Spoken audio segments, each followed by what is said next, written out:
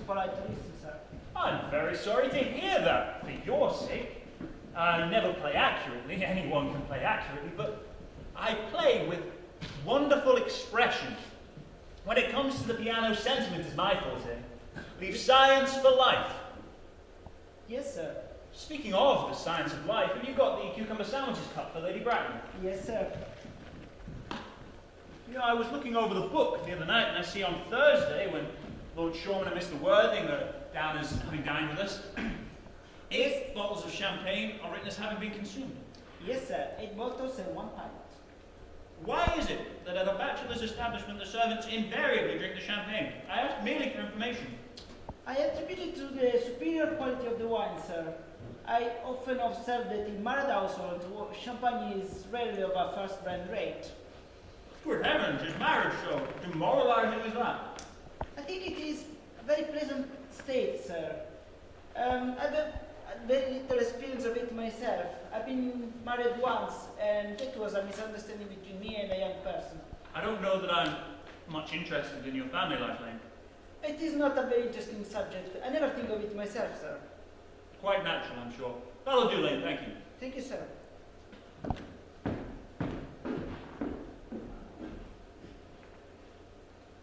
Lane's views on marriage seem to me to be somewhat lax. Really, if the lower orders can't be expected to set a good example for the rest of us, then what on earth is the use of them? They seem to me as a class to be utterly devoid of any moral responsibility. Mr. Ernest Worthing, sir. Ernest, my dear friend. What brings you up to town? Pleasure, pleasure. What else should bring one anywhere? Eating as usual, I see, Algie. It is customary in good society, I believe, to take some slight refreshment at 5 o'clock. Where have you been since last Thursday? Oh, in the country. What on earth do you do there? When one is in town, one amuses oneself. When one is in the country, one amuses other people. It is excessively boring. And who are these people you amuse? Oh, neighbours. The good neighbours in your part of Shropshire? Perfectly horrid. Never speak to one of them. How immensely you must amuse them. It is Shropshire, your county, isn't it? Shropshire? Yes, of course. Hello. Why all these cuts? Why cucumber sandwiches? Why such reckless extravagance in one so young? Tell me, who's coming to tea? Oh, really, Aunt Augusta and Gwendolen. Oh, perfectly delightful. Yes, well, I'm not sure Aunt Augusta will quite approve of your being here, old boy. May I ask why? My dear fellow, the way you flirt with Gwendolen is perfectly disgraceful. It's almost as bad as the way Gwendolen flirts with you. I am in love with Gwendolen. I've come to town expressly to propose to her. I thought you told me you'd come up here for pleasure. I call that business. How utterly unromantic you are. There is nothing romantic in proposing. Why, it's romantic to be in love, yes, but there's nothing romantic about a definite proposal. One may be accepted. One usually is, I believe. And then the excitement is over. The very essence of love is uncertainty. If I am ever married, I will certainly do my best to try and forget the fact. I have no doubt about that, dear Algie. The divorce court was specially invented for those whose memories are so curiously constituted. Oh, there's no point in discussing that. Divorces are made in heaven. Oh, whoa! You're not the cucumber sandwiches. They are made specially for Aunt Augusta. But you have been eating them all this time. Oh, quite a different matter entirely. She's my aunt. I'm the bread and butter. The bread and butter for Gwendolen. Gwendolen is devoted to bread and butter. And very good bread and butter it is. Well, don't start eating it all at once. You act as if you're already married to her. You're not already married to her, and I have great doubts you ever will be. How on earth do you say that? Well, in the first place, girls never marry the men they flirt with. They don't think it right. Oh, that is nonsense. It isn't. It is a great truth. It accounts for the extraordinary number of bachelors one sees about the place. In the second place, I don't give my consent. Your consent? My dear fellow, Gwendolen is my first cousin, and I refuse to give my consent until you clear up the whole question of Cecily. To Cecily! Cecily! What on earth do you mean? What do you mean, Dowdy, by Cecily? I don't know anyone with the name of Cecily. Bring me the cigarette case Mr. Worthing left in the smoking room when he dined here Thursday night. Yes, sir. You mean to say you've had my cigarette case this whole time? I wish to goodness you'd let me know. I have been writing frantic letters to Scotland Yard about it. I was very nearly offering up a large reward. I wish you would have done. I happen to be more than usually hard up. And there's no good offering a large reward now that the thing is found. And I must say that seems rather mean of you, Ernest. However, it makes no difference, for now that I look at the inscription inside, I find that the thing isn't yours after all. Of course it's mine. You've seen me with it 100 times and you've no right whatsoever to read what is written inside. It is a very ungentlemanly thing to read a private screwed up on what one should read and what one shouldn't read. Half of modern culture depends on what one shouldn't read. I am well aware of the fact, and I don't propose to discuss modern culture. It isn't the sort of thing one should talk of in private. I simply want my cigarette case back. But it isn't your cigarette case. This cigarette case is from someone by the name of Cecily, and you told me you didn't know anyone of that name. And if you must know, Cecily happens to be my aunt. Your aunt? Yeah, charming old lady she is too, lives in Tunbridge Wells. Just give it back to me, Algie. But why does your charming aunt who lives at Tunbridge Wells refer to herself as Little? Fondest love from little Cecily. My dear fellow, what on earth is there in that? Some aunts are tall, some aunts are not tall. That is a matter that surely an aunt may be allowed to decide for herself. You seem to think that every aunt should be exactly like your aunt. That is absurd. Now, for heaven's sake, give me back my cigarette! There is no question, I must admit, to an aunt being a small aunt. But why an aunt, regardless of size, is referred to as her uncle, I can't quite make out. Fondest love from little Cecily to her dear Uncle Jack. Your name isn't even Jack, it's Ernest. It isn't Ernest, it's Jack. You've always told me your name was Ernest. I've introduced you to everyone as Ernest. You answer to the name of Ernest. Why? You even look as if your name was Ernest. You're the most earnest-looking person I've ever seen in my life. It is perfectly ridiculous you're saying that your name isn't Ernest when I know for a fact it is. I have your card. Here, Gwendolen. Mr. Ernest Warning, B4, the Albany. I will keep this as proof. Should you ever try to deny your name being Ernest, to me, or Gwendolen, or to anyone? Well, my name is Ernest in town and Jack in the country, and that cigarette case was given to me in the country. But why does your small aunt Cecily call you her uncle? Come on, old boy, you much better have the whole thing out at once. My dear fellow, you speak exactly as if you were a dentist. It's a very vulgar thing to speak as a dentist when one isn't a dentist. It produces a false impression. Well, that is exactly what dentists always do. I may mention at this point that I've always suspected you of being a confounded secret Bunburyist, and I'm quite sure of it now. Bunburyist?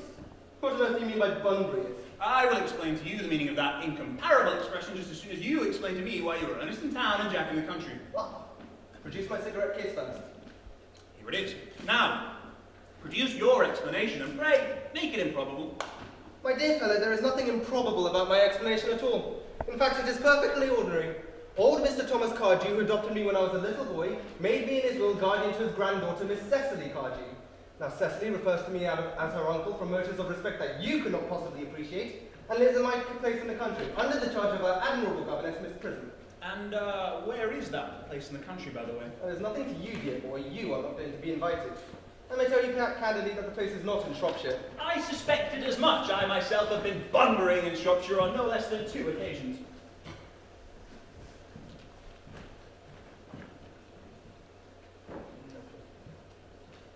My dear fellow, I don't think you'll be able to understand my real motives for this. You're hardly serious enough.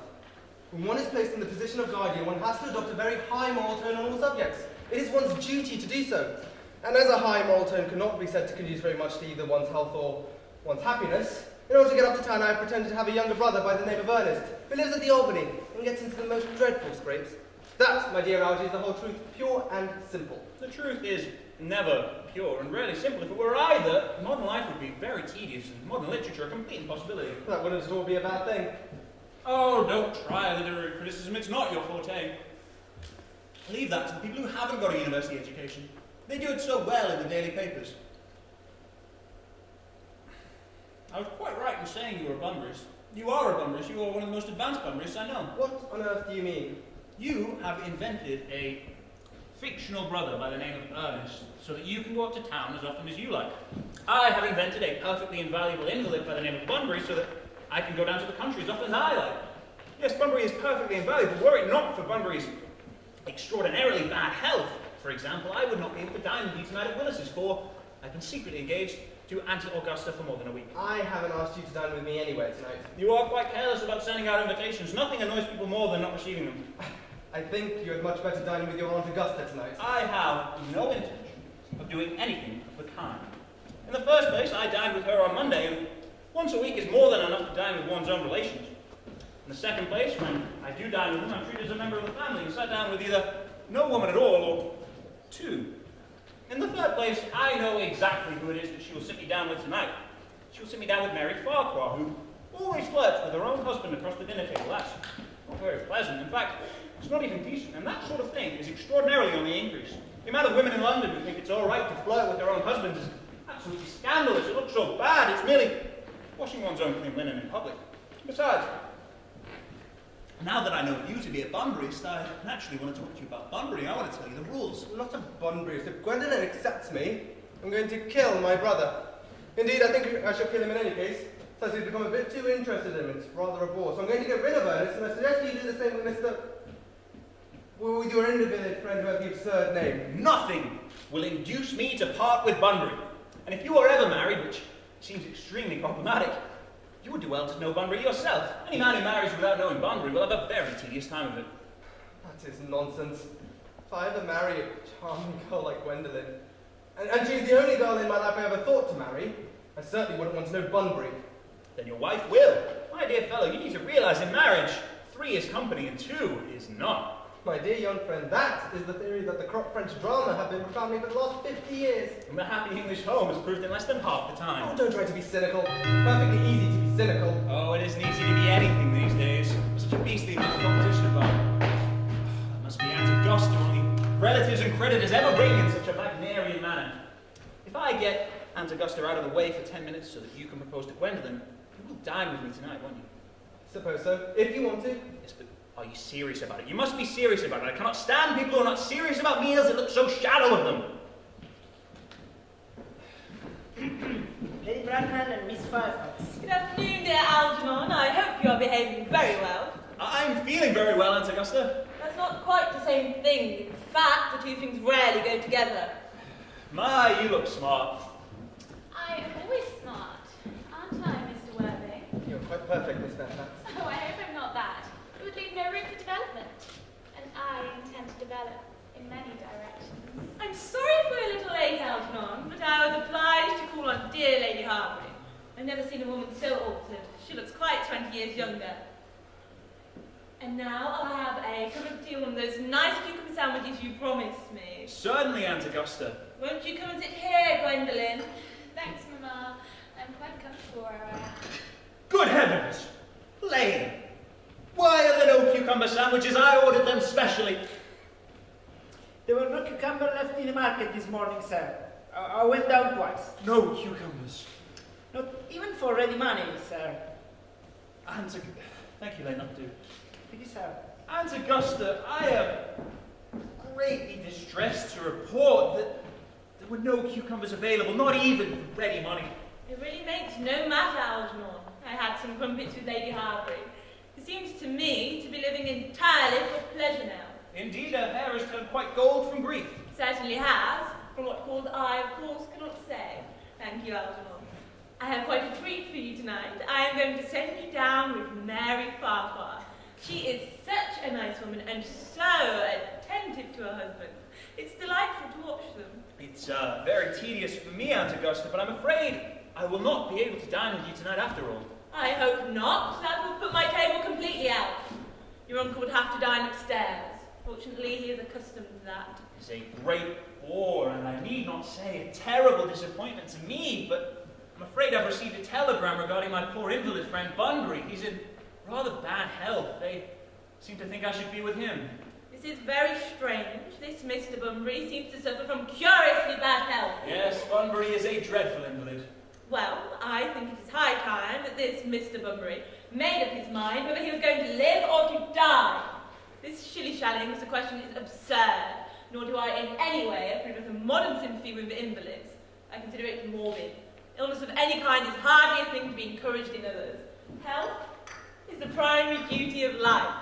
I'm always telling that to your poor uncle, who never seems to take much notice as far as any improvement in his ailment goes. I should be obliged if you would ask Mr. Bunbury from me not to have a relapse next Saturday, for I rely on you to arrange my music for me. It is to be my last reception of the season, and one wants something that will encourage conversation in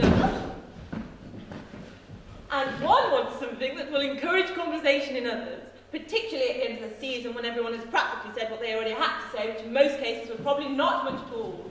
I will speak with Bunbury if he is still conscious, and I feel reasonably confident his health will have improved by Saturday. The music, however, is a great difficulty. If one plays good music, people don't listen. If one plays bad music, people don't talk. I have drawn up a programme, however, if you'll follow me to the next room. That's very thoughtful of you, Algernon. I'm sure the programme will be delightful after a few French music I cannot possibly allow. People always think it sounds improper, and either look shocked, which is vulgar, or laugh, which is worse. But German is a thoroughly respectable language, and indeed, I believe it is so.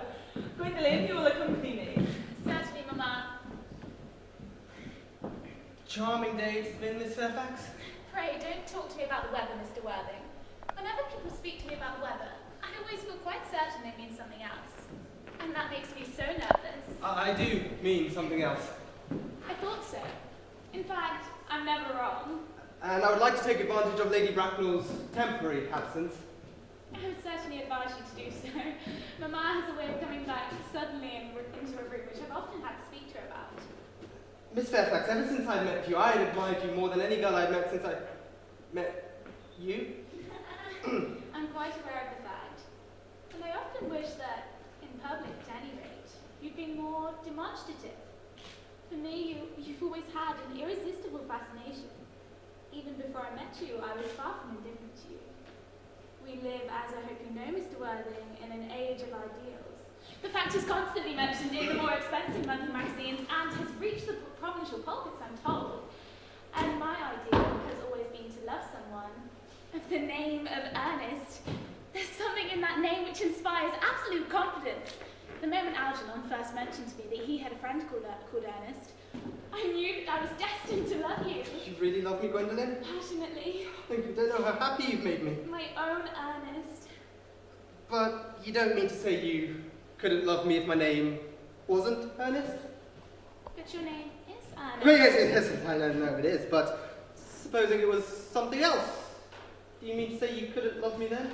That is clearly a metaphysical speculation, and like most metaphysical speculations, pays no real reference at all to the actual facts of real life as we know them.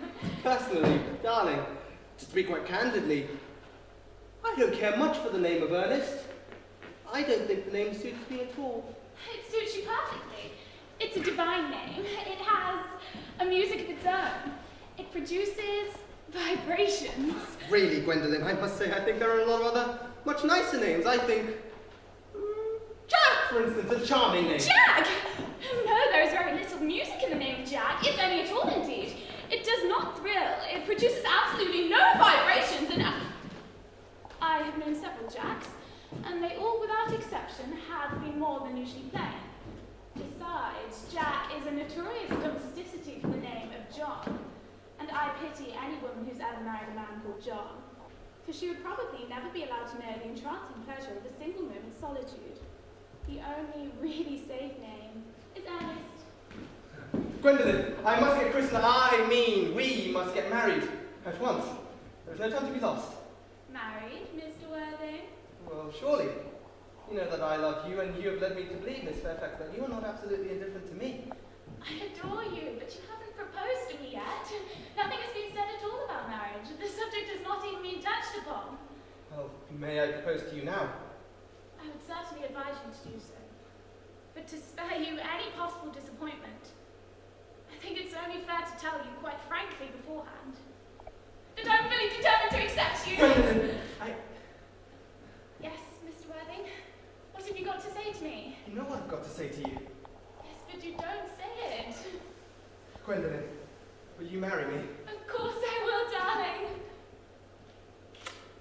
How long have you been about it? I'm afraid you've had very little experience in how to propose.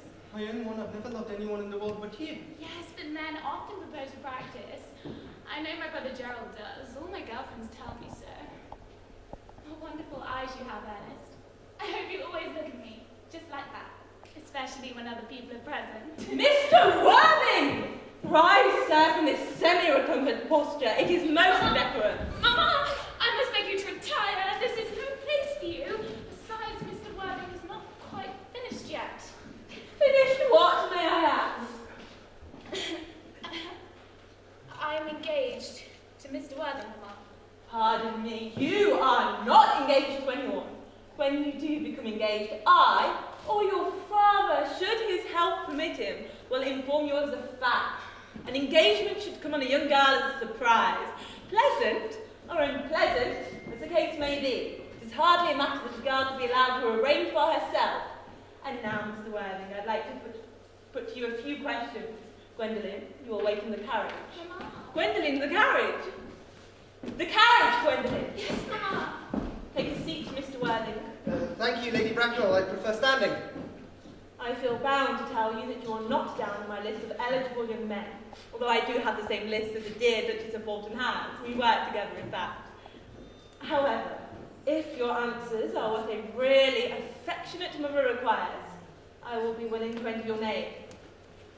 Do you smoke? Well, yes, I must admit I do smoke. I'm glad to hear it. A man should always have an occupation of some kind. There are far too many idle young men in London as it is. How old are you? 29. Ah, a good age to be married at. I am of the opinion that a man who desires to get married should either know everything or nothing. Which do you know?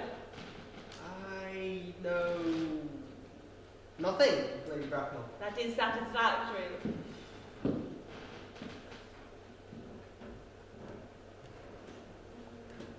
I do not approve of anything that tampers with natural ignorance. Ignorance is like a delicate exotic fruit. Touch it and the bloom is gone. The whole theory of modern education is radically unsound. Fortunately, in England at any rate, education produces no effect whatsoever. If it did, it would be a danger to the upper classes and lead to acts of violence upon Grosvenor Square. What is your income? Between 7,000 and 8,000 a year. In land or in investments? In investments chiefly. That is satisfactory. What with the duties expected of one during one's lifetime, and the duties exacted of one during one's, and the duties exacted of one after one's death. Land has ceased to be either profit or pleasure. It gives one position and prevents one from keeping it up. Now that's all that can be said about land. I have a country house with some land attached to it, of course. About 1,500 acres, I believe. But it is not the source of my real income. In fact, I think the poachers are the only ones who make anything of it. A country house. How many bedrooms? That can be covered after the fact. You have a townhouse, I hope. A girl with a simple, unspoiled nature like Gwendolen could hardly be expected to reside in the country. I have a house in Belgrave Square, but it is left by the Eetu Lady Bloxham, though I can get it back at any time I like with 6 months' notice. Lady Bloxham? I don't know her. Oh, she goes about very little. She's a lady considerably advanced in years. Ah, nowadays that is no guarantee of respectability of character. What number in Belgrave Square? 149. Ah, the unfashionable side, I knew there was something. However, it could easily be altered. Do you mean the fashion or the side? Both, if necessary, I presume. What are your politics? I'm afraid I really have none. I am a liberal unionist. Oh, they count as Tories. They dine with us in the evenings. Or come in the evenings at any rate. Now, to minor matters. Are your parents living? I have lost both my parents. Mr. Worthing, to lose one parent might be regarded as misfortune. To lose both looks like carelessness. Who was your father? He was evidently a man of some wealth. Was he brought up in what the radical papers call the purple of commerce, or did he rise from the ranks of aristocracy? I'm afraid I really don't know, Lady Bracknell. Fact is, I had said I lost both my parents. It would be nearer the truth to say that both my parents lost me. I don't know who I am by birth. I was found. Found? The late Mr. Thomas Cardew, an elderly gentleman of a kindly and charitable disposition, found me and gave me the name of Worthing because he happened to have a first-class ticket to Worthing in his pocket at the time. Worthing is a place in Sussex. It is a seaside resort. And where did this charitable gentleman with a first-class ticket to a seaside resort come across you? In a handbag. A handbag? Yes. A somewhat large black leather handbag with handles to it. A perfectly ordinary handbag, in fact. And in what locality did this Mr. James or Thomas Cardew find this ordinary handbag? In the cloakroom at Victoria Station. It was given to him in mistake for his own. The cloakroom at Victoria Station? Yes, the Brighton line. The line is immaterial. Mr. Worthing, I must confess I feel somewhat bewildered by what you have just told me. To be born, or at any rate bred into a handbag, whether it had handles or not, seems to me to display a common decency. Seems to me to display contempt for the common decencies of family life that reminds me of one of the worst excesses of the French Revolution. movement led to. The particular locality in which this handbag was found, a cloakroom at a railway station, might serve to conceal a social indiscretion, and indeed has probably been used before. However, that is not a satisfactory, an assured basis for a recognised position in good society. Then may I ask you what you would have me do? And you'd hardly say I'll do anything to ensure Gwendolen's happiness. I strongly advise you, Mr. Worthing, to make a definite effort to produce one pair of either sex before the season is quite over. I don't see how I could possibly do that. I have the handbag in my dressing room at home. I surely think that should satisfy you, Lady Bracknell. Me? Sir, what has it got to do with me? You could hardly expect that Lord Bracknell and I would allow our only daughter, a girl brought up with the utmost care, to marry into a cloakroom and form an alliance with a parcel. Good morning, Mr. Worthing. Good morning, Lady Bracknell.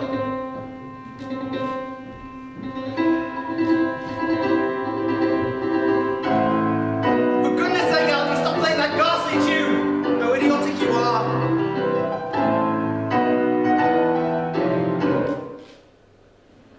Didn't it go off all right, old boy? Gwendolen didn't refuse you, did she? She's always refusing people. I think it's very ill-natured of her, a terrible habit of hers.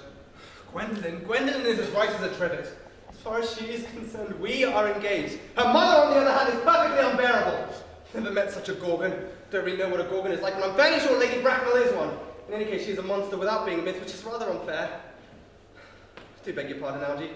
I suppose I shouldn't talk of your own aunt in that way before you. Not at all. I love hearing my relations abused. It's the only thing that makes them worth putting up with. The most tedious group of people without the slightest knowledge of how to live, nor the smallest instinct of when to die. That is nonsense. It isn't. Well, I don't want to argue about the fact. You always want to argue about things. That's exactly what things are for. Upon my word, if I thought that, I'd shoot myself. You don't suppose there's any chance of Gwendolen becoming like her mother in about 150 years, do you, Algie? All women become like their mothers. That's their tragedy. No man does. That's his. Is that clever? It's perfectly well phrased and as astute an observation as you're likely to find in modern society. I'm sick to death of cleverness. Everyone is clever nowadays. You can't go anywhere without meeting clever people. The whole thing has become an absolute public nuisance. Wish to goodness we had a few fools left. We have. I should extremely like to meet them. What do they talk about? Fools? Oh, clever people, of course. What fools? By the way, does Gwendolen know about your being Earnest in town and Jack in the country? My dear fellow, the truth isn't the sort of thing one tells to a nice, sweet, refined girl. What extraordinary ideas do you have about the way to behave to a woman? The only way to behave to a woman is to make love to her if she's pretty and to someone else if she's plain. That is nonsense. What about your brother? What about the profligate Earnest? Oh, I shall have got rid of him by the end of the week. I'll say he died in Paris of apoplexy. Lots of people die of apoplexy, don't they? Quite suddenly. Yes, it's hereditary, dear boy, the sort of thing that runs in families. You much better say a severe chill or something like that. You are sure a severe chill is not hereditary or anything of the kind? Oh, of course it isn't. Very well then. My poor brother Ernest is carried off suddenly in Paris by a severe chill. That gets rid of him. But didn't Miss Cardew express great interest in your brother Ernest? Well, she feel his loss a great deal. Oh, Cecily is not a silly, romantic girl, I'm glad to say. She's got a capital appetite, goes on long walks and pays no attention at all to her lessons. I should very much like to meet Cecily. And I shall take great care to make sure that you never do. She's excessively pretty and only just 18. Does Gwendolen know you have an excessively pretty ward who's only just 18? My dear fellow, one doesn't blurt out these things to people. Cecily and Gwendolen are perfectly sure to become extremely great friends. I'll bet you anything you like that within half an hour of meeting each other, the two will be calling each other sister. Women only call each other sisters after they call each other a lot of other things first. Now, if we're going to go to Willis's, we'd better get dressed. It's nearly 7. Oh, it's always nearly 7. In any case, I'm hungry. I never knew you when you weren't. What shall we do after Willis's? We could, go to the theatre? Oh, no, I loathe listening. Why don't we, go down to the club? No, I hate talking. Well, we could trot down to the Empire at 10. No, I can't bear looking at things. It's so silly. Well, what shall we do then? Nothing. It's such hard work doing nothing. However, I don't mind hard work when there's no definite object of any kind. Gwendolen, upon my word. Algie, can you turn your back? I have something very particular to say to Mr. Worthing. Gwendolen, I don't think I can allow this. Algie, you're not quite old enough to adopt such a strictly immoral attitude towards life. Please own darling. Ernest, we may never be married. At least from the expression on Mamma's face, I fear we never shall. Few parents nowadays pay any regard to what their children say to them. The old-fashioned respect for the young is fast dying out, and any influence I ever had over Mamma, I lost at the age of 3. But although she may prevent us from becoming man and wife, and I may marry someone else, and marry often, nothing she can say will ever alter my eternal devotion to you. Dear Gwendolen. The story of your romantic origin, as related to me by Mamma with her unpleasing comments, has naturally stirred the deeper fibres of my nature. Your Christian name has an irresistible fascination, and the simplicity of your character makes you exquisitely incomprehensible. Your address at the Albany I have. What is your address in town? The Manor House, Walton, Hertfordshire. There is a good postal service, I suppose. It may be necessary to do something drastic. That, of course, will require some serious consideration. I will communicate with you daily. My dear darling. How long do you remain in town? Till Monday. Good. Algie, you may turn around now. Thanks, I've turned round already. Then you may ring the bell. You won't let me see to your carriage, my own darling. Certainly. I will see Miss Fairfax out. Yes, sir. A glass of sherry, please, mate.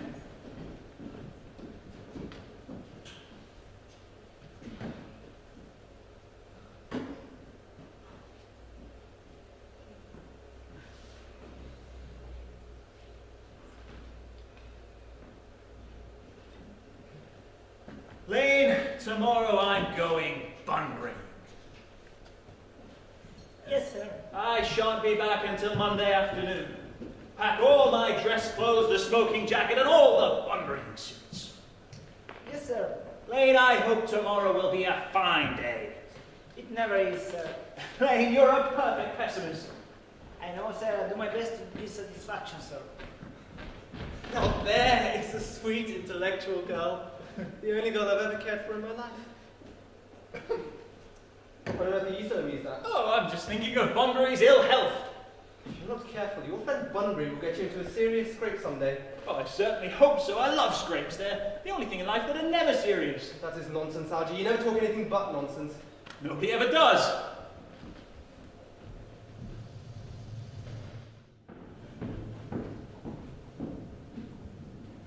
Cecily? Cecily! Such a utilitarian occupation as the watering of flowers is rather Moulton's duty than yours, especially at a moment when intellectual pleasures await you. Your German grammar is on the table. Pray open it at page 15. We will repeat yesterday's lesson. But I don't like German. It isn't at all a becoming language. I know perfectly well I'll look quite plain after my German lesson. Child, you know how anxious your guardian is that you should improve yourself in every way. He laid particular stress on your German as he was leaving for town yesterday. Indeed, he always lays stress on your German as he is leaving for town. Uncle Jack is so very serious. Sometimes I think he's so serious that he cannot be quite well. Your guardian enjoys the very best of health, and his gravity of demeanour is one to be commended in one so comparatively young as he is. I know of no one who has a higher sense of duty and responsibility. I suppose that's why he often looks a little bored when we three are together. Cecily, I'm surprised at you. Mr. Worthing has many troubles in his life. Idle merriment and triviality would be out of place in his conversation. You must remember his constant anxiety over that unfortunate young man, his brother. I wish Uncle Jack would allow that unfortunate young man, his brother, to come down here sometime. We must. We could influence over him, Miss Prism. I'm sure you certainly would. You know German and theology and things that kind influence a man very much. I do not think that even I could produce any effect in a character who by his own brother's admission is so irretrievably weak and vacillating. Indeed, I'm not sure I should desire to reclaim him. I'm not one in favour of this modern mania of turning bad people into good people at a moment's notice. As a man sows, so shall he reap. Cecily, put away your diary. Do not know why you should keep one at all. I keep a diary in order to enter all the wonderful secrets of my life. If I did write them down, I should probably forget all about them. Memory, my dear Cecily, is the diary we all carry about with us. Yes, but they normally chronicle the things that never happened and couldn't possibly have happened.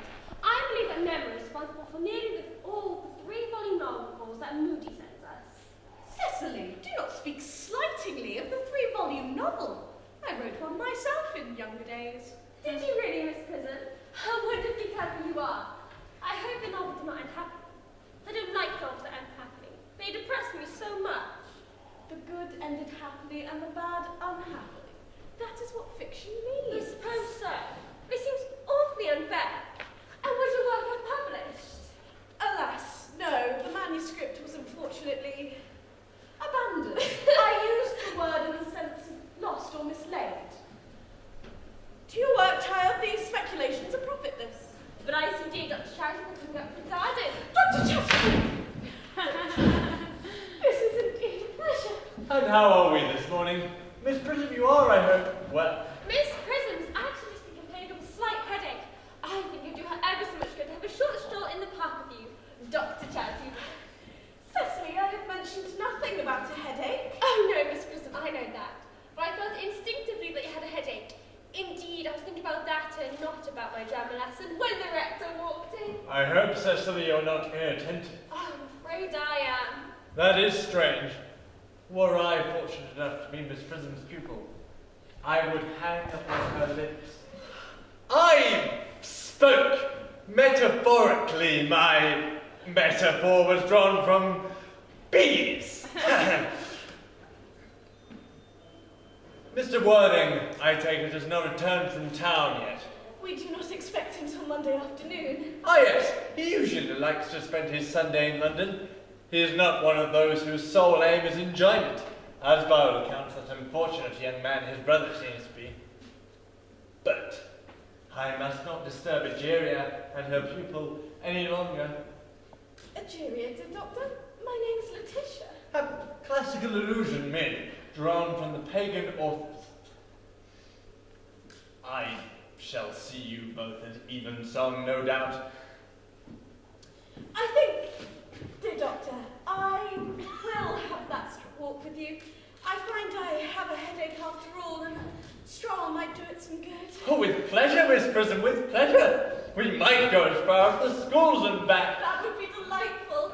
Cecily, in my absence, you will read your political economy. The chapter on the fall of the rupee, you may admit, is somewhat too sensational. Even these metallic problems have their melodramatic side.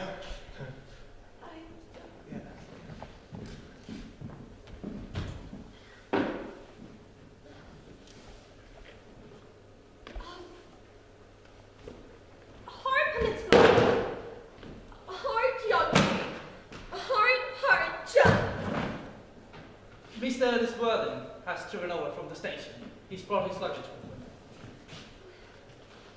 Mr. Ernest Worthing, before the Albany. Uncle Jack's brother! Did you tell him that Mr. Worthing was in town? Yes, miss. He seemed very much disappointed. I mentioned that you and Miss Prism were up in the garden. He said he was anxious to speak to you privately for a moment. Pray, ask Mr. Ernest Worthing to come out here. I suppose you better talk to the housekeeper about a room for him. Yes, miss. I've never met any very wicked person before. I feel rather frightened. I am so afraid to look just like everyone else. He does. You must be my little cousin Cecily, I'm sure. You are under some strange mistake. I am not little. In fact, I'd be for more than you should told my age. But I am your cousin Cecily. You, I see from your card, Uncle Jack's brother, my cousin Ernest, my wicked cousin Ernest.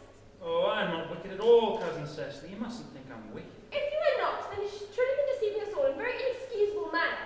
I hope you're not being leading a double life, pretending to be wicked and being very good all the time. That would be hypocrisy. I must admit I have been rather reckless. I'm glad to hear it. In fact, I have been very bad in my own small way. I don't think you should be so proud of that, although I think it must have been very pleasant. It is much pleasanter being here with you, Cecily. I don't understand how you're here at all. Uncle Jack won't be back till Monday afternoon. Oh, that is a great disappointment. I must catch a train Monday morning. There's a very important business appointment in London that I'm anxious to miss. Can you not miss it anywhere but in London? No, the appointment is in London. Oh, of course I know the importance of not keeping a business engagement if anyone wishes to retain any sensibility of life. But still, I think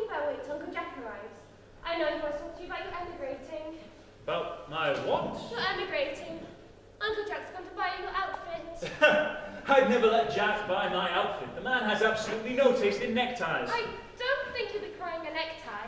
Uncle Jack sent you to Australia. Australia? I'd sooner die. Well, he said at dinner on Wednesday night they had to choose between this world, the next world, and Australia. Well, the accounts I've heard of Australia and the next world are not particularly encouraging. This world is good enough for me. Yes. But are you good enough for it? I'm afraid I'm not at that. In fact, I was rather hoping you might make it your mission to reform me should you find the time. I'm afraid I have no time this afternoon. Well, would you mind my reforming myself this afternoon? It is rather quixotic of me, but I think you should try. I will. I feel better already. You are looking a little worse. That's because I'm hungry. Oh, how thoughtless of me. I should remember that one is going to live an entirely new life. One requires regular and wholesome meals. Won't you come in? Thank you. Might I have a buttonhole first? I never have any appetite unless I have a buttonhole first. Marshal me up? Prefer a pink rose. Why? Because you are like a pink rose, Cecily. I don't think you're quite right to talk to me like that. Miss Prism never says such things to me. Well, then, Miss Prism is a short-sighted old lady. You're the prettiest girl I ever saw. Miss Prism says that good looks are a snare. They're a snare than any sensible man would like to be caught in. Oh, I don't think I'll care to catch a sensible man. I should know what to talk to him about.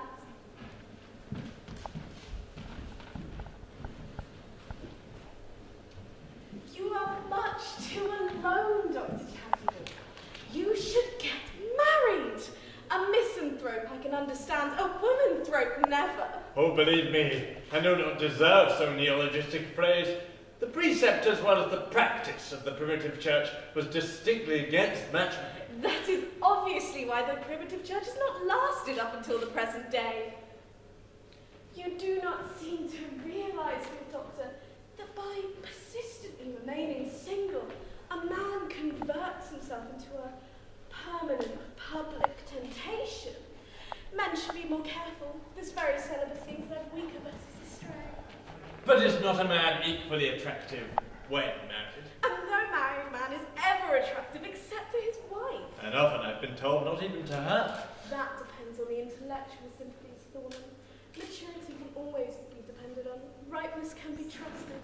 Young women agree. I spoke horticulturally. My metaphor was drawn from fruits. Where is Cecily? Perhaps she followed us to the schools. Mr. Worthing! Mr. Worthing! What a surprise. We did not expect you till Monday afternoon. I've returned sooner than I expected. Dr. Chasuble, I hope you are well. Dear Mr. Worthing, I trust this garb of woe does not betoken some terrible calamity. My brother.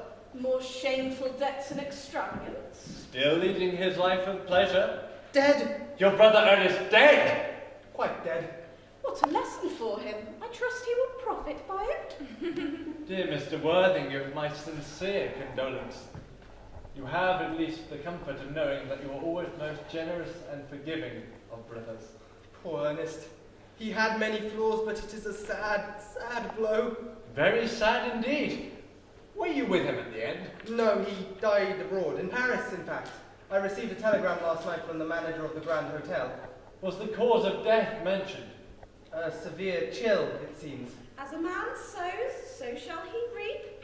Charity, dear Miss Prism, charity. None of us are perfect. I myself am peculiarly susceptible to drafts. Will the interment take place here? No, he expressed a desire to be buried in Paris. In Paris? I fear that hardly points to a very sensible state of mind in the last... Oh, you would, of course, no doubt, wish me to make some slight allusion to this tragic domestic affliction next Sunday. My sermon on the meaning of the manna in the wilderness can be adapted to almost any occasion, joyful, or as in the present case, distressing. I have preached it at harvest celebrations, at christenings, confirmations, on days of humiliation, and on festival days.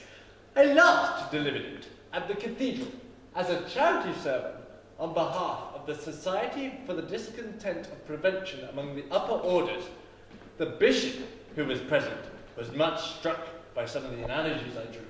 Ah, you mentioned christenings, I think, Dr. Chasuble. I suppose you know how to christen all right. You are continually christening, are you not? Unfortunately, it's one of the rector's more constant duties in the parish. I have often spoken to the lower classes on the subject, but they do not appear to know what thrift is. But is there any particular infant in whom you have an interest, Mr. Worthing? Your brother was, as I believe, unmarried, was he not? Oh, yes, but... People who live entirely for pleasure usually are. But it is not for any child, dear doctor. I am very fond of children. No, I would like to be christened myself, if you have nothing better to do. But surely Mr. Worthing has been christened already. I don't remember anything of it. But have you any grave doubts on the subject? Certainly intend to have. Of course, I don't know if the thing were to bother you in any way, or if you think I'm too old. Not at all, not at all. The sprinkling, and indeed the immersion of adults, is perfectly canonical practice. Immersion? You need have no apprehensions. Sprinkling is all that is necessary, or indeed I think advisable. However, it is so changeable. At what hour would you wish the ceremony to be performed? Oh, might trot round 5 if that would suit you. Ah, perfectly, perfectly. In fact, I have 2 similar ceremonies to perform at that time. A case of twins at one of the outlying cottages on your own estate. Poor Jenkins the carter, a most hard-working man. I don't see much fun in being christened alongside other children. Seems rather childish. Would 5:30 be? Oh, admirably, admirably. And now, Mr. Worthing, I will intrude no more in a house of sorrow. I merely wish you to be not too bowed down by grief. What seem to us bitter trials are often blessings in disguise. This seems to me to be a blessing of an extremely obvious kind.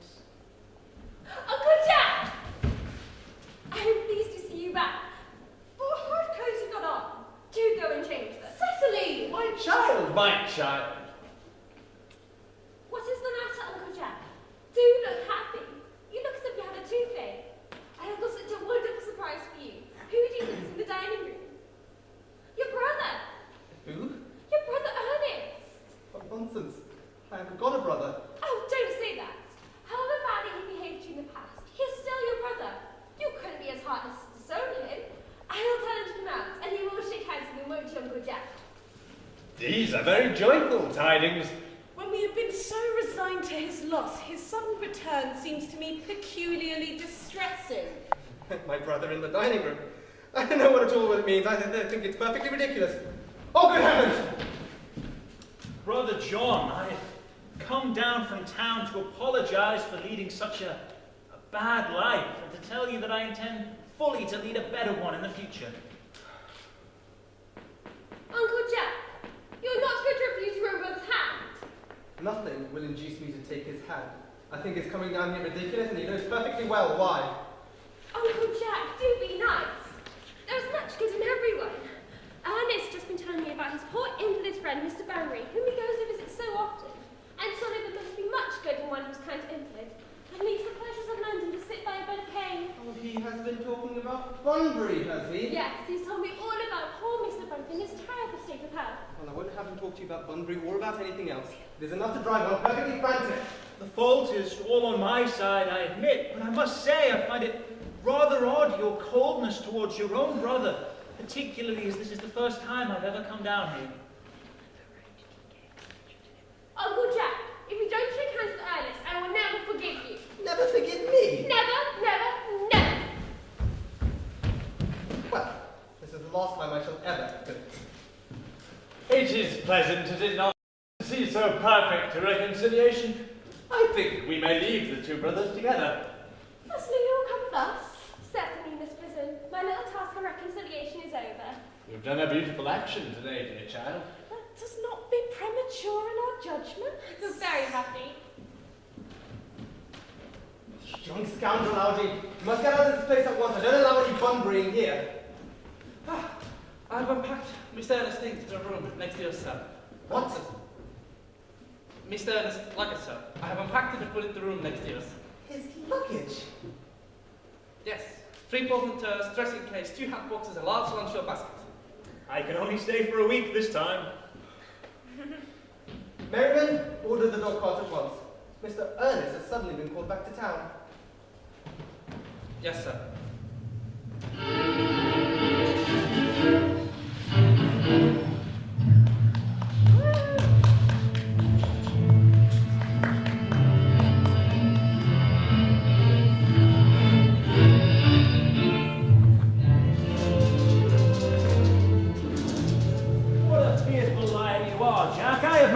Back to town, or? Yes, you have. I haven't heard anyone call me. Your duty as a gentleman calls you back. My duty as a gentleman has never interfered in my pleasures in the slightest I can degree. quite understand that. Well, Cecily is a darling. You are not to talk of Miss Cardew like that. I don't like it. Well, I don't like your clothes. It is perfectly childish. You look very ridiculous being in mourning for someone who is actually a guest in your home for the forthcoming week. You're not staying with me as a guest or anything else, or for a week. You have got to leave. By the 4:05 train. I couldn't leave while you were in mourning, could I? Were I in mourning, you would stay with me, I suppose. It would be most unfriendly to leave. Well, will you go if I change my clothes? Yes, if you are not too long. I never saw anyone take so long to dress, and with such little result. Well, that is better than always being overdressed as you are. If I am occasionally a little overdressed, I make up for it by being always immensely overeducated. Your vanity is ridiculous, your conduct an outrage, and your presence in my garden utterly absurd. However, you have got to catch the 4:05 train. I hope you will have a pleasant journey back to town. This bunbring, as you call it, has not been a great success for you. Well, I think it has been a great success. I'm in love with Cecily, and that is everything. However, I must see her again before I go and make arrangements for another bunbring. Ah, there she is. I merely came back to watch the roses. I thought you were Uncle Jack. I'm afraid he's gone to set the dog cart for me. Oh, is he going to take you for a nice drive? I'm afraid he's sending me away. Then we have got to part. I'm afraid so. It's very painful parting. It is always painful to part from people one has known a very brief space of time. Absence from old friends one can do with equanimity. But even a momentary separation for anyone who's just been introduced is almost unbearable. Thank you. The dog cart is at the door, sir. It can wait Merriman for 5 minutes. Cecily, I hope I will not offend you if I state quite frankly and openly that you seem to me to be the visible personification of absolute perfection. I think your frankness is a great credit to Ernest. If you allow me, I'll write your remark into my diary. Oh, you keep a diary? I'd give anything to look at it, may I? Oh, no! You see, it is simply a young girl's record of her own thoughts and impressions, and consequently meant for publication. When it arrives in volume form, I hope you order a copy. But pray, Ernest, don't stop. I delight in taking down for dictation. I have reached absolute perfection. You can go on. I'm quite ready for more. Oh, don't cough, Ernest. When one is dictating, one must speak fluently and not cough. And besides, I don't know how to spell a cough. Cecily, ever since I first met your wonderful and incomparable beauty, I have dared to love you, wildly, passionately, hopelessly, devotedly. Don't think it's time that you love me wildly, passionately, devotedly, hopelessly. Hopelessly doesn't make quite sense, does it? Cecily, The dog cart is waiting, sir. tell her to come by next week at the same hour. Yes, sir. Uncle Jack would be very much annoyed to find out that you intend to stay until next week at the same hour. I don't care about Jack, and I don't care about anybody else in the whole world except you. I love you, Cecily. You will marry me, won't you? Oh, silly boy, of course I will. Why, we've been engaged for the last 3 months. For the last 3 months. Yes, it'll be 3 months on Thursday. But how did we become engaged? Well, ever since dear Uncle Jack first confessed to us that he had a younger brother who was very wicked and bad, you have formed the chief topic of conversation between myself and Miss Prism. And of course, a man who's much talked about is always very attractive. One must see something in him after all. I dare say it was foolish of me, but I fell in love with you, Ernest. Darling, but when was the engagement actually settled? On the 14th of February last, worn out by the entire ignorance of my existence, I sought a way to put an end to it one way or another. And after a long struggle with myself, I finally accepted you under the dear old tree over there. And the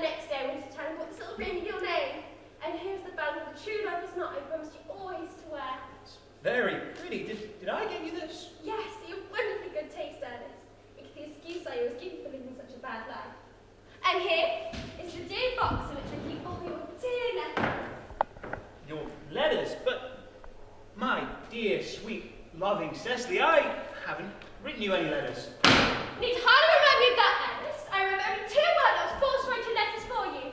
I always wrote 3 times a week and sometimes oftener. May I read them? Oh no, don't be far too conceited. The last that you wrote me after I broke off the engagement was so beautiful and so badly spelled that even now I can hardly read without crying a little. Cecily, but was our engagement ever broken off? Of course, on the 22nd of March. You can see the diary entry if you like. Today, I broke off my engagement with Earnest. I feel it's better to do so.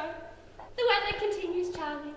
But why would you break off our engagement? What had I done? I had done nothing at all. Cecily, I am very much hurt that you would break off our engagement, particularly when the weather was so charming. Well, hardly been any serious engagement. They had been broken off at least once. But I forgave you for the exact. What a perfect angel you are. My dear romantic boy. I do hope your hair curls naturally, does it? Yes, with a little help from others. I'm glad to hear it. You'll never break off our engagement again, will you? I don't think I could now that I've actually met you. And besides, there is still the question of your name. Yes, of course. You mustn't laugh at me, darling. There's always been a girlish dream of mine to be in love with a man whose name was Ernest. There's something in that name that inspires absolute confidence. I can see any poor married woman whose husband was not called Ernest. You mean to tell me that you couldn't love me if I had some other name? But what name? Oh, any name you like. Algernon, for instance. But I do not like the name of Algernon. Dear, sweet, loving Cecily, I cannot see why you would object to the name of Algernon. It's not at all a bad name. In fact, it's rather an aristocratic name. Half the chaps in the bankruptcy court these days are called Algernon. But seriously, Cecily, if my name was Algie, couldn't you love me? I might respect you, Ernest. I might admire your character, but I'll not be able to give you my undivided attention. Your rector is, I assume, thoroughly experienced in all the rites and ceremonials of the church. Oh yes, Dr. Chasuble's most learned man. He's never written a single book, so you can imagine how much he knows. I must see him at once on a very important christening, on a most important business. Oh? I will be back in half an hour. Considering that we've been engaged since February 14th, and I've only just met you for the first time today, I think it's very hard for you to be in such a long period as half an hour. Can you make it 20 minutes? I'll be back in no time.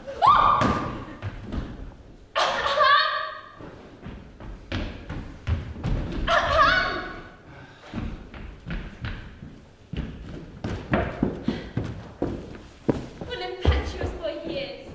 I so do like his hair. I must enter his proposal into my diary.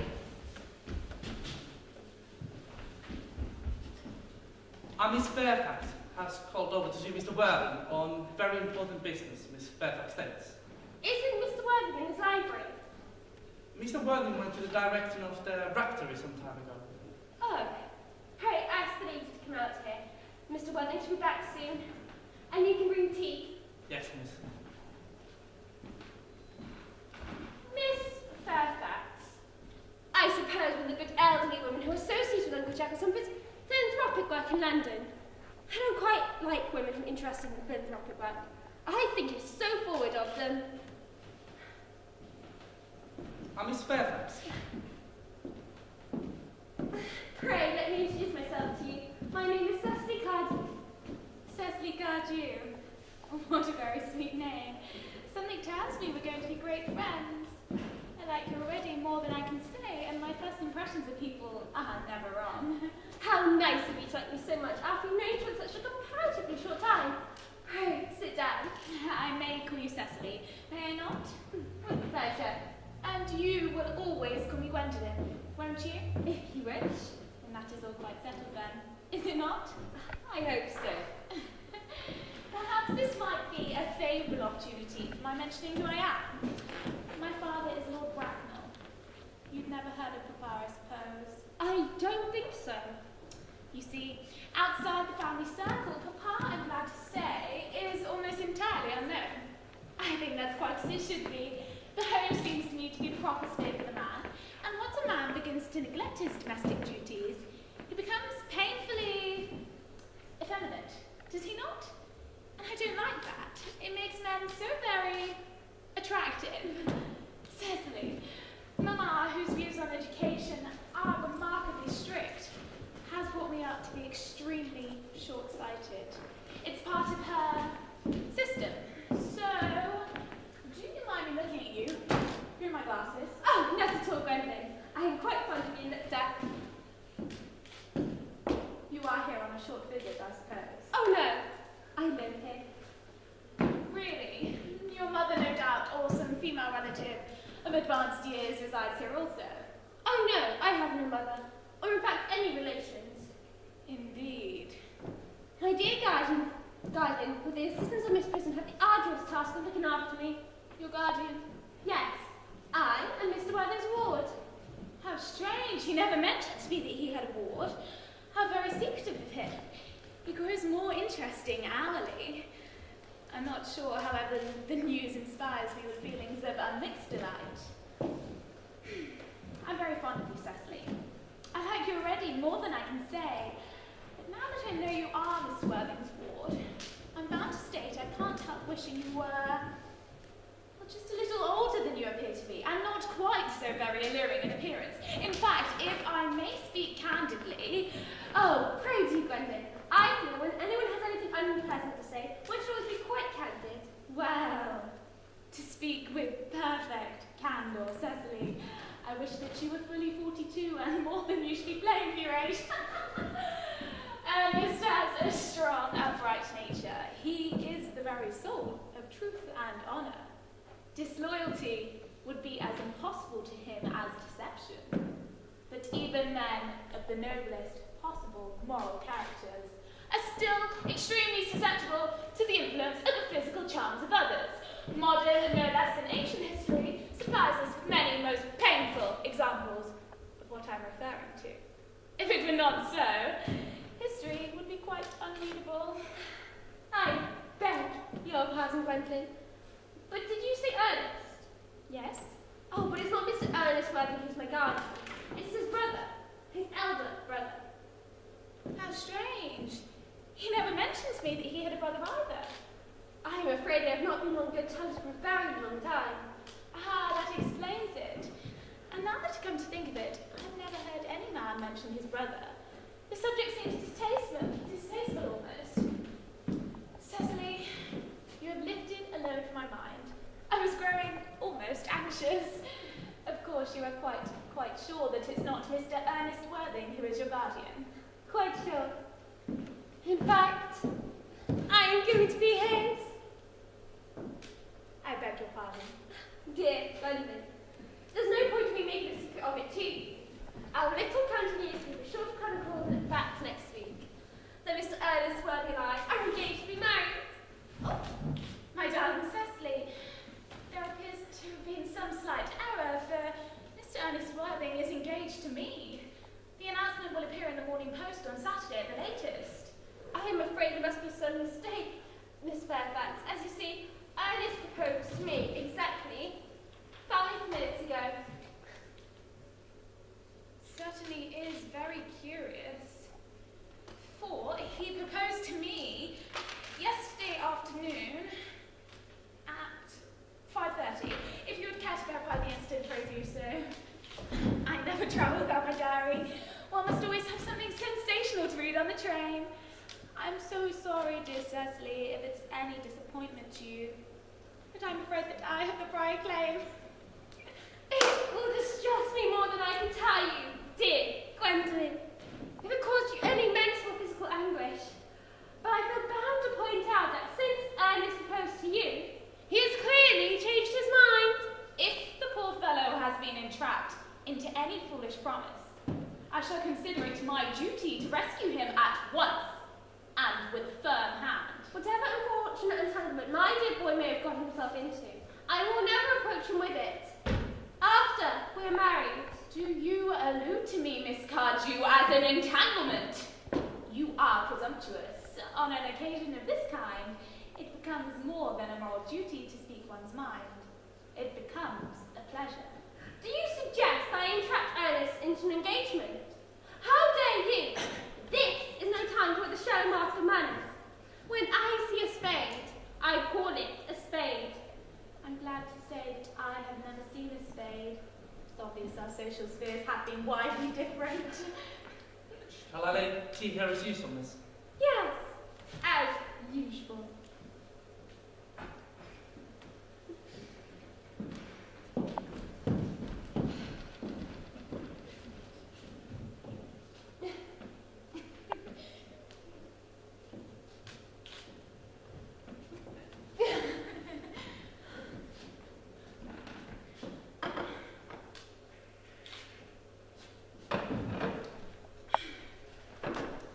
Are there many interesting walks in the vicinity, Miss Cardew? Oh yes, a great many. From top of the hills quite close, one can see 5 counties. 5 counties? I don't think I should like that. I hate crowds.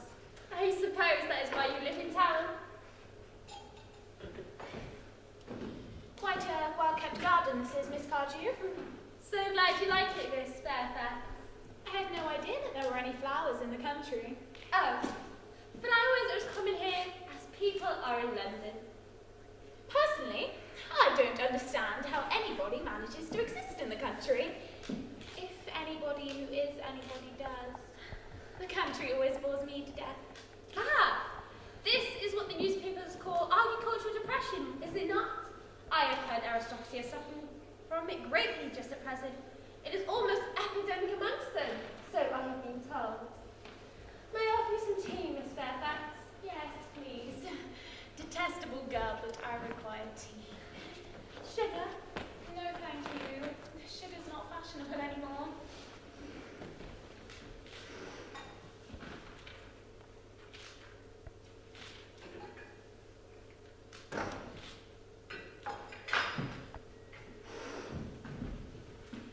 Cake or bread and butter?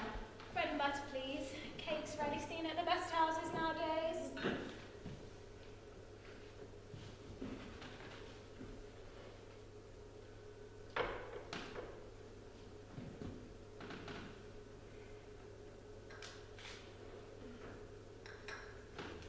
And that, Miss Fairfax.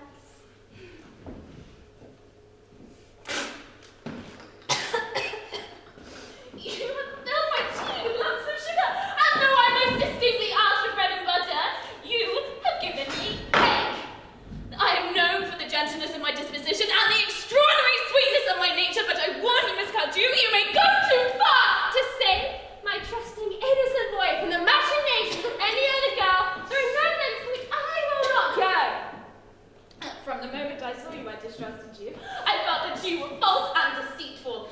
I am rarely deceived in such matters. My first impressions of people are invariably right. It seems to me, Miss Fairfax, that I am trespassing on your valuable time. Surely there are many other visits of a similar character you have to make in the neighbourhood. Ernest! Ernest, my God, Ernest! Gwendolen, darling. A moment. May I ask if you are engaged to be married to this young lady? Dear sweet little Cecily. Of course not. Who could have put such a silly idea into your pretty little head? Thank you. You may. I knew there was some misunderstanding, Miss Fairfax. The gentleman whose arms at present round your waist is my dear guardian, Mr. John Worthing. I beg your pardon. This is Uncle Jack. Jack! No! So much trouble. Here is Ernest. Wait for A me. moment, Ernest. May I ask you, are you engaged to be married to this young lady? To what young man? Oh, good heavens, Gwendolen! Yes, to get her Miss Gwendolen. I mean to Gwendolen. Of course not. How could such a silly idea get into your pretty little head? Thank you. You may. Mwah. I felt that there had been some slight error. The gentleman who is currently embracing you is in fact my cousin, Mr. Algernon Moncrief. Algernon Moncrief. Oh! Is your name really Algernon? I cannot deny it. Oh! Is your name really John? I could deny it if I liked. I could deny anything if I liked. But my name certainly is John. It has been John for years. It seems a gross deception has been practiced on both of us. My poor wounded Cecily. My sweet, wrong Gwendolen. You will call me sister, won't you? There's just one question I'd like to be allowed to ask my guardian. An admirable idea. Mr. Worthing, there is just one question I would like to be put to you. Where is your brother Ernest? Because we are both engaged to be married to your brother Ernest, so it's a matter of some importance to us to know where Mr. Ernest Worthing is at present. Cecily? Gwendolen? It is very painful for me to be forced to speak the truth. It was the first time in my life I've ever been reduced to such a painful position, and I'm really quite inexperienced in doing anything of the kind. However, I will tell you quite frankly that I have no brother Ernest. I have no brother at all. I've never had a brother, and I've certainly no the smallest intention of ever having one in the future. No brother at all? None. You've never had a brother of any kind? Never. Not even of any kind. My darling Cecily, I think it's quite clear that neither of us are engaged to be married to anyone. It is not a pleasant position for any young girl to find herself in, is it? Let us go to the house. They will hardly venture after us there. No, men are so cowardly, aren't they?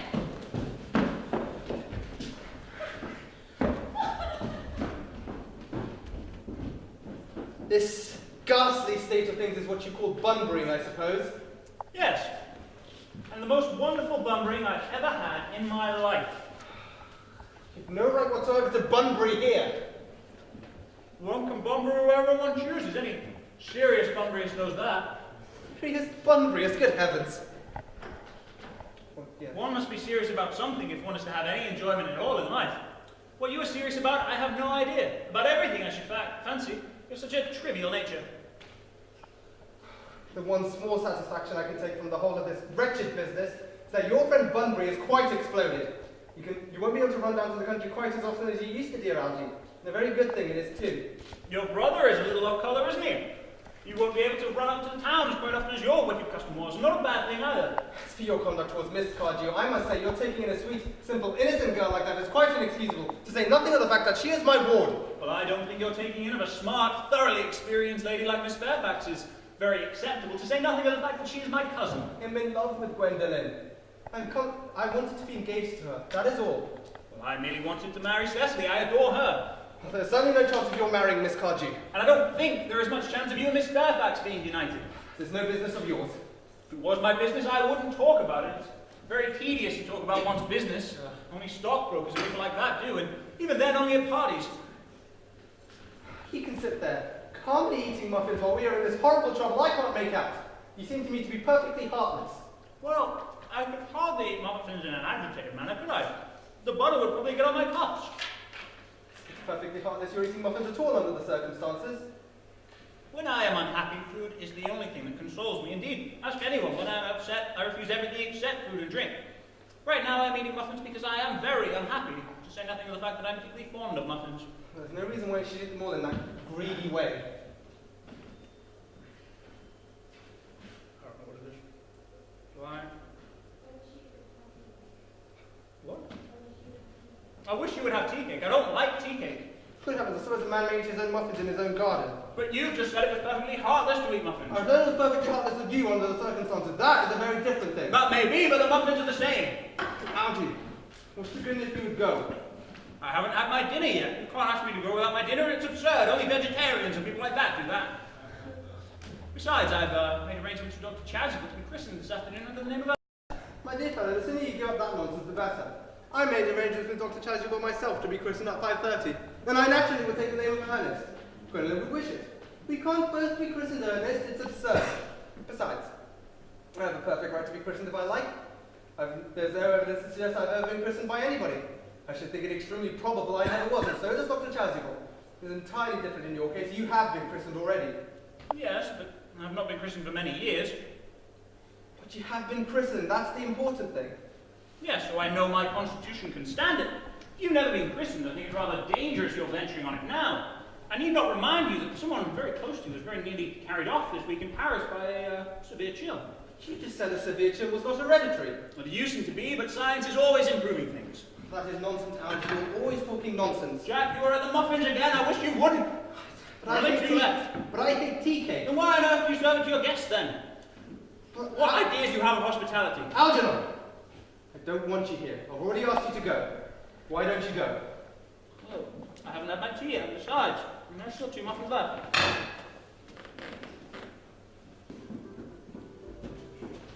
The fact that they did not follow us at once into the house, as anyone else would have done, seems to me that they have some sense of shame left. They have been eating muffins. That wasn't repentance. They don't seem to notice us at all. Can you cough? But I haven't got a cough. They're looking at us.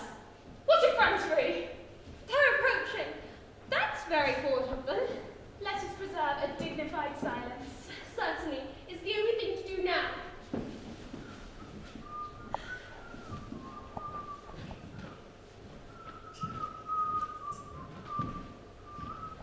This dignified silence seems to be producing an unpleasant effect. A most unpleasant one. But we shall not be the first to speak. Certainly not. Mr. Worthing, I have something very particular to ask you. Much depends on your reply. Gwendolen, your common sense is invaluable. Mr. Moncrief, kindly answer me the following question. Why did you pretend to be my guardian's brother? In order that I might have the opportunity of meeting you. That seems a satisfactory answer, does it not? Yes, dear, if you can believe him. I don't. But that still does not take away from the beauty of his answer. True. In matters like this, style, not sincerity, is the vital thing. Mr. Worthing, what explanation can you offer me for pretending to have a brother? Was it in order that you may have an excuse to come up to town as often as possible to see me? Can you doubt it, Miss Fairfax? I have the gravest doubts upon the subject, but I intend to crush them. This is not the moment for German scepticism. Their explanations appear to me to be more than satisfactory, especially Mr. Worthing's. That seems to me to have the stamp of truth upon it. I am more than content with what Mr. Moncrief had to say. Something in the voice inspires one with absolute credulity. Then you think we should forgive them? Yes, I mean none. True, I had forgotten. There are principles at stake which one cannot just surrender. Which of us should be the ones to tell them? Could we both not speak at the same time? An excellent idea. I nearly always speak at the same time as other people. Will you take the time from me? Certainly. 1, 2, 3, 4. Your Christian names are still an insuperable barrier. That is all. Our Christian names? Is that all? Well, we're going to be christened this afternoon. For my sake, you're prepared to do this terrible thing. I am. For me, you are ready to go through this fearful ordeal. I am. How absurd to speak of the equality of the sexes, where questions of self-sacrifice are concerned. Men are infinitely beyond us. We are. They have moments of physical courage that we women know absolutely nothing about. Darling, Darling. Lady Bracknell. Gwendolen, what does this mean? Come here, sit down immediately. Hesitation of any kind is a sign of mental decay in the young and physical weakness in the old. Apprised, sir, of my daughter's sudden flight by her trusty maid, whose confidence I purchased by means of a small coin, I followed her at once by luggage train. Her unhappy father is, I am glad to say, under the impression that she is attending a more than usually lengthy lecture by the University Extension Scheme on the influence of permanent income on thought. I do not propose to undeceive him. Indeed, I have never undeceived him on any matter before. I would consider it wrong. But you will clearly understand that all communication between yourself and my daughter must cease immediately from this moment. On this point, as indeed on all points, I am firm. I am engaged to be married to Gwendolen, Lady Bracknell. You are nothing of the kind, sir. As regards Algernon. Yes, Aunt Augusta. This is the house in which your invalid friend, Mr. Bunbury, resides. No, Bunbury doesn't live here. In fact, Bunbury's dead. Dead? When did he die? His death must have been quite sudden. Oh, I killed Bunbury this afternoon. I mean, Bunbury died this afternoon. What did he die of? Oh, he was quite exploded. Exploded? Was he the victim of a revolutionary outrage? I was not aware that Mr. Bunbury was involved in social legislation. Well, he was well punished for his morbidity. No, I mean, Bunbury was exploded in the sense that he was found out. The doctors found out that Bunbury could not live, and so Bunbury died.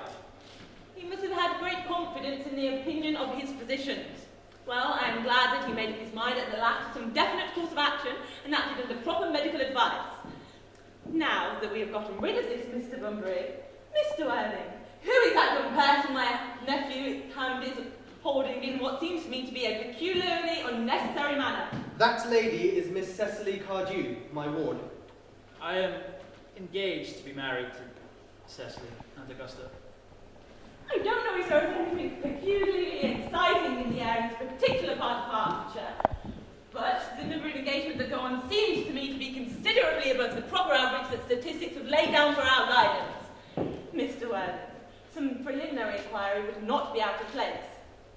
Is Miss Cardew at all connected to any of the larger railway stations in London? I merely desire information. Until yesterday, I had no idea that there were any persons or families whose origin was a terminus. Miss Cardew is the granddaughter of the late Mr. Thomas Cardew of 149 Belgrave Square, SW, and the Sporran, 5-share NB. 3 addresses? That does not sound unsatisfactory. In fact, it inspires confidence, even in tradesmen. But what proof have I of their authenticity? I have preserved the court guides of the period. They are open to your inspection, Lady Bracknell. I have known strange errors in that publication.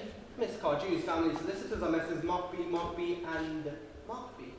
Markby, and Markby. A firm of the very highest position in their profession. Indeed, I am told that one of the Mr. Markbys is occasionally to be seen at dinner parties. So far, I am satisfied.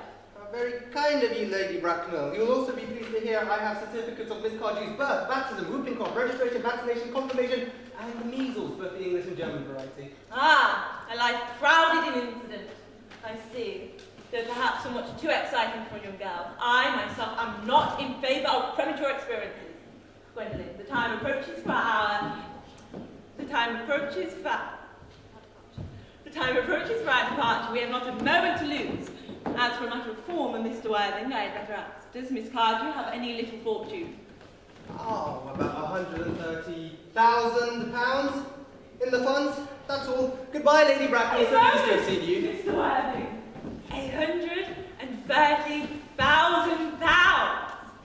And in the fund, Miss Cardew appears to me to be a most attractive young lady now that I really look at her. Few girls of the present age have any really solid qualities. Any qualities that improve or last over time. We live, I regret to say, in an age of surfaces. Come here, child. Pretty child. Your dress is sadly simple, and your hair looks as though nature might have left it. But that could easily be altered. A thoroughly experienced French maid could produce a really marvellous result over a brief space of time. I remember recommending one to young Lady Lansing. After 3 months, her own husband did not know her. After 6 months, nobody knew her. Our pretty child, turn around. The side view is what I wanted. Ah, as I expected, there are distinct social possibilities in your profile. The 2 weak points of our age are its want of principle and its want of profile. The chin a little higher, my dear. Style largely depends on how the chin is worn. Worn very high at present. Algernon? Yes, Auntie Augusta. There are distinct social possibilities in Miss Cardew's profile. Cecily is the sweetest, prettiest, loveliest girl in the whole world. And I don't give tuppence about social possibilities. Never speak disrespectfully of society, Algernon. Only those that can't get into it to do that. Dear child, as you know, Algernon has nothing but his debts to depend upon. But I do not approve of mercenary marriages. When I married Lord Bracknell, I had no fortune of any kind, but I never dreamed of allowing that to stand in my way. Well, I suppose I must give my consent. Thank you, Aunt Augusta. You may kiss me, Cecily. Thank you, Lady Bracknell. And you may address me as Aunt Augusta from this moment. Thank you, Aunt Augusta. The marriage had better take place quite soon. Thank you, Aunt Augusta. Thank you, Aunt Augusta. To speak frankly, I am not in favour of long engagements. They give people the opportunity of finding out each other's character before marriage, which is never advisable. I beg your pardon, Lady Bracknell, for interrupting you. But I'm afraid this engagement is quite out of the question. Miss Cardew cannot marry without my consent until she comes of age. That consent I absolutely decline to give. Upon what grounds, may I ask? Algernon is an extremely, may I almost say ostentatiously eligible young man. He has nothing, but he looks everything. What more can one desire? Oh, it pains me so much to have to speak frankly to you, Lady Bracknell. But the fact of the matter is I don't approve at all of his moral character. In fact, I suspect him of being untruthful. Untruthful? My nephew Algernon? Impossible! He is an Oxonian. I fear there can be no possible doubt about the matter. This afternoon, during my temporary absence in London on an important question of romance, he obtained admission into my house under the false pretense of being my brother. Under the assumed name he drank, I've just been informed by my butler, an entire bottle of my Perrier Jouet Brut, 89, a wine I was specially reserving for myself. Continuing his disgraced deception, he succeeded in the course of the afternoon in alienating the affections of my only ward.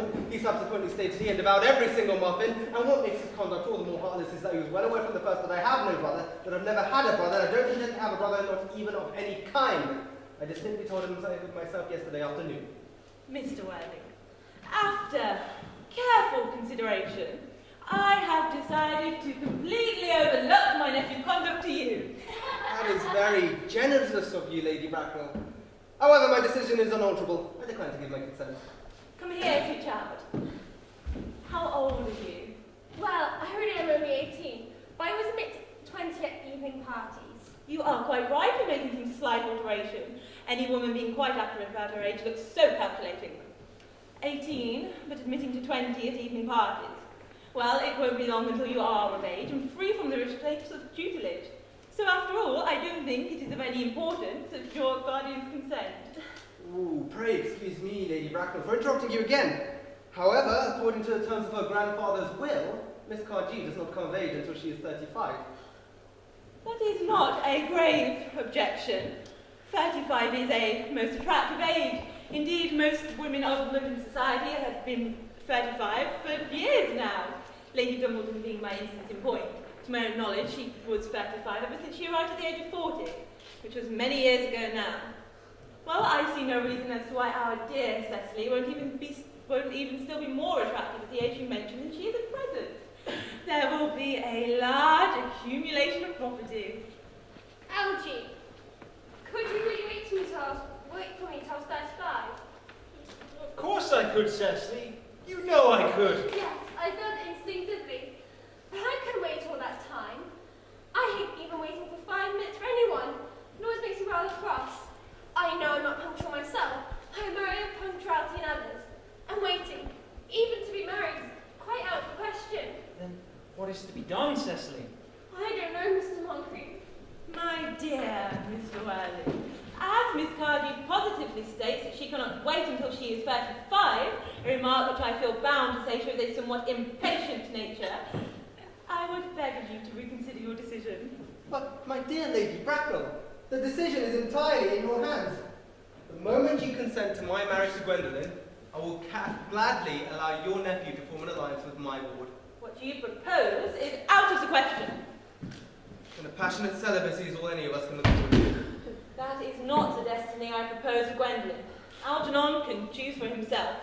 Come dear, we have missed 5, if not 6 trains. To miss any more would expose us to comment on the platform. Everything is ready for the christenings. The christenings? Sir, is that not somewhat premature? Both these gentlemen have expressed a desire for immediate baptism. At their age! The idea is irreligious, it's grotesque! Algernon, I forbid you to be baptized. I will not hear of such excesses. Lord Bracknell would be highly displeased if he was to learn that that's how you wasted your time and money. Am I to understand, then, that there are to be no christenings at all this afternoon? I don't think, as things are now, it would be of much use to either of us, Dr. Chasuble. I am aggrieved to hear such sentiments from you, Mr. Worthing. They savour of the heretical views of the Anabaptists, views that I have completely refuted in 4 of my unpublished sermons.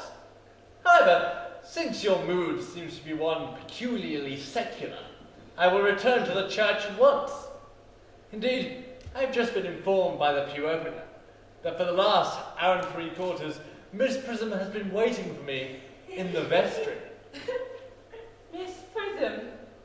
I hear you mention a Miss Prism? Yes, Lady Bracknell, I'm on my way to meet her now. Pray, allow me to detain you for a moment. This may prove to be one of vital importance to Lord Bracknell and myself. Is this Miss Prism a female of repellent aspect, remotely connected with education? She is the most cultivated of ladies and the very picture of respectability. She's obviously the same person. What position does she hold in your household? I am a celibate, madam. Miss Prism, Lady Bracknell, has been for the last 3 years Miss Cardew's esteemed governess and valued companion. In spite of what I hear from her, let her be sent for immediately. She approaches. She is nigh. I was told you expected me in the vestry, Big Cannon. I've been waiting for you there for an hour and 3 quarters. Prism! Come here, Prism! Where is that baby? 28 years ago, you left Lord Bracknell's house, number 104 of Grosvenor Street, in charge of a perambulator that contained a baby of the male sex. You never returned. A few weeks later, after the thorough and elaborate investigation by the Metropolitan Police, the perambulator was found at midnight, standing alone in a remote corner of Bayswater. It contained a 3-volume novel of more than usually revolting sentimentality. But the baby was not there. Prism, where is that baby? I admit with shame, Lady Bracknell, that I do not know. I only wish that I did. The plain facts of the case are these.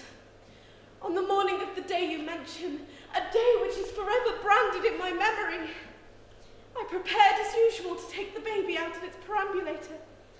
I had with me an old but capacious handbag, in which I had intended to place a manuscript of a work of fiction that I had written in my few unoccupied hours. In a moment of mental abstraction, for which I can never forgive myself, I placed the baby, I placed the manuscript and the bassinet and the baby in the handbag. But where did you deposit the handbag? Do not ask me, Mr. Worthing! Miss Prism, this is a matter of no small importance to me. I insist on knowing where you left the handbag that contained that infant. In the cloakroom of one of the larger railway stations in London. Which railway station? Victoria, the Bracknell! I must retire to my room for a moment. Gwendolen, wait here for me. If you are not too long, I will wait for you all my life. What do you think this all means, Lady Bracknell? I need hardly tell you, Dr. Chasuble, that in families of high position, strange coincidences are not supposed to occur. They are not considered the thing. Uncle Jack seems strangely agitated. Your guardian has a very emotional nature. This noise is highly unpleasant. It sounds as if he was having an argument. I dislike arguments. They are often vulgar and always convincing. It has stopped now. I wish he would come to some conclusion. This suspense is terrible. I hope it will last.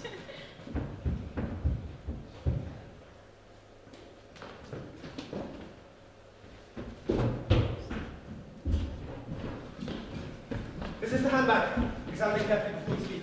The happiness of more than one life depends on your answer. It seems to be mine, yes. Here is the injury it received during the upsetting of an Gower Street omnibus in younger and happier days. And here, the stain on the lining caused by the explosion of a temperance beverage, an incident which occurred in Leamington. And here, on the lock, are my initials. I'd forgotten that in an extravagant mood I had them placed there. The bag is undoubtedly mine. I'm delighted to have it so unexpectedly restored to me.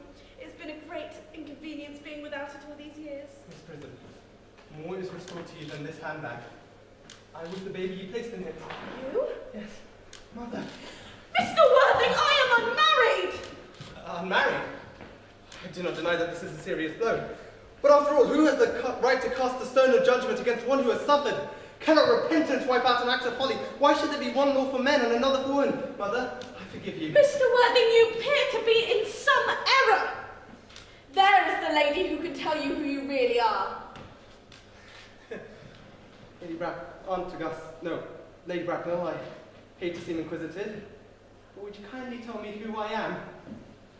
The news that I have to give you will not altogether please you. You are the son of my poor sister, Mrs. Moncrief, and consequently Algernon's elder brother. What? Algy's elder brother? And I have a brother after all. I always knew I had a brother. Cecily! I always said I had a brother, Miss Prism. My unfortunate brother. Dr. Chasuble! My unfortunate brother. Gwendolen! My unfortunate brother. You young scandal, Algy. You'll have to treat me with more respect in the future. You've never behaved to me like a brother in all your life. Well, not till today, old boy, I admit, though I was out of practice. My own one. What own are you? What is your Christian name? How that you are someone else? Good heavens, I'd quite forgotten that fact. Your decision on the subject of my name is irrevocable, I suppose. I never change, except in my affections. What a noble nature you have, Gwendolen. And the matter had better be cleared up at once. Aunt Augusta, a moment. At the time when Miss Prism left me in the handbag, had I been christened? Every luxury that money could buy, including a christening, was lavished upon you by your fond and doting parents. And I was christened. That much is certain. Now, what was my name? What name was I given? Let me know the worst. Naturally, being the eldest son, you were christened after your father. Yes, but what was my father's Christian name? At this current moment, I cannot recall. But I have no doubt he had one. He was eccentric, but that was until later in life, and largely due to the Indian climate, marriage, indigestion, and other things of that sort. Algy, can't you recollect what our father's Christian name was? I'm afraid we were never really on speaking terms, old boy. He died before I was a year old. Aunt Augusta. His name would appear in the army list of the period, I suppose. The general was, largely, a man of peace. Oh, but in his domestic life, I'm sure his name will appear in the military directory. The army list of the last 40 years are here. He's the likelihood or should have been my constant study. Aha!